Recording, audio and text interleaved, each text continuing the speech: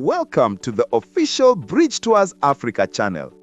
If you've been looking into a Tanzania safari and wondering why one company says $1,800 and another says $6,000, you're probably thinking, are these even the same trip? In this video, I'm going to explain it clearly. No hype, no sales talk. Just real numbers based on how safaris actually operate in places like Serengeti National Park and the Northern Circuit. By the end, you'll understand exactly where your money goes and which option actually makes sense for you. Alright, first thing you need to know. There are basically three types of safaris in Tanzania. 1. Budget. 2. Mid-range. 3. Luxury. That's it. A budget safari for 7 days usually falls between $1,800 and $2,400 per person. A mid-range safari is typically $2,500 to $3,500. And luxury starts around $4,000 and can easily go past $6,000 per person. Now, the big question is, why such a massive difference? It really comes down to three main things. 1. Park fees. 2. Accommodation. 3. Vehicle and guides experience. Let's break them down one by one. First thing is park fees. A lot of people don't realize this part. National park fees are set by the government. They are fixed, non-negotiable. For example, just entering Serengeti National Park is over $80 per person per day, and that's before vehicle fees and other charges. So, if your 7-day safari includes Serengeti National Park, Ngorongoro Conservation Area, and Tarangire National Park, park fees alone can reach $600 to $900 per person. Now, if you seek something extremely cheap, just ask yourself, where are they adjusting the numbers? Because park fees themselves are not flexible. Another thing is accommodation. This is where the biggest price difference happens. Let me explain it simply.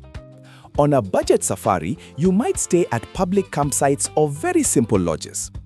On a mid-range safari, you'll stay in comfortable tented camps or lodges with private bathrooms and good service. And on a luxury safari, you're looking at premium tented camps, beautiful interiors, fine dining, sometimes even a private deck overlooking wildlife areas. The price per night can jump from around $80 to $600 per person depending on the category. Now imagine multiplying that by 6 or 7 nights. That's how 2 7-day safaris can have a $2,000 difference. Now comes the vehicle and guides. This part is underrated, but it's extremely important. A proper safari vehicle should be a 4x4 Land Cruiser with a pop-up roof, charging ports, a small fridge, and radio communication. That's standard for a quality experience. Then there's the guide. A licensed, experienced guide can completely change your safari. They understand animal behavior, positioning, safety, and storytelling. If a safari is priced unusually low, sometimes it means older vehicles or less experienced guides. And honestly, your vehicle and guide are what determine how good your wildlife experience will be.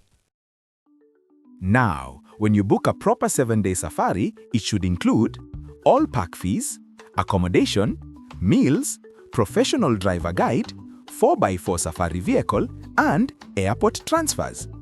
What's usually not included are international flights and travel insurance. And here's a simple tip. Always ask for a written cost breakdown. Transparency matters. So, which category should you choose? If you're focused mainly on budget and don't mind simpler facilities, budget safari can work. If you want comfort but still reasonable pricing, mid-range is what most American and European travelers choose. If privacy, premium service, and top locations are important to you, then luxury makes sense. There's no right or wrong. It really depends on your expectations, not just your wallet. If you're planning a Tanzania safari in 2026 and want something tailored to your travel dates, group size, and comfort level, check the link in the description.